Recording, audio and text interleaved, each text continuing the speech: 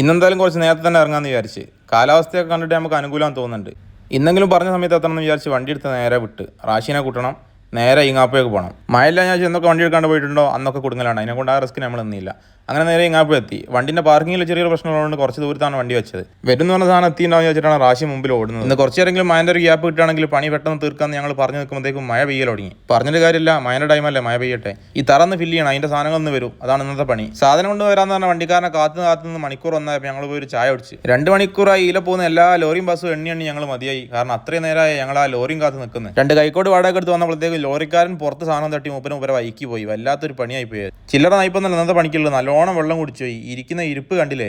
എത്ര അധ്വാനമുള്ള പണിയാണെങ്കിലും വേണ്ടില്ല, നമ്മൾ ടീം വർക്കായിട്ട് ചെയ്യുകയാണെങ്കിൽ എത്ര വലിയ പണിയാണെങ്കിലും നമ്മൾ എടുത്ത് തീർക്കും. അതാണ് നമ്മളൊരു പോളിസി.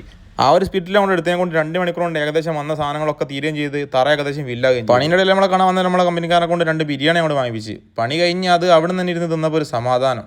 വലിയ ടേസ്റ്റ് ഇല്ലെങ്കിലും നല്ല രസം ഉണ്ടായിരുന്നു. അങ്ങനെ പള്ളയും ഫുള്ളായി, തറയും ഫുള്ളായി. കൊട്ടയും കൈക്കോടൊക്കെ എടുത്ത് നമ്മൾ പോവാണ്.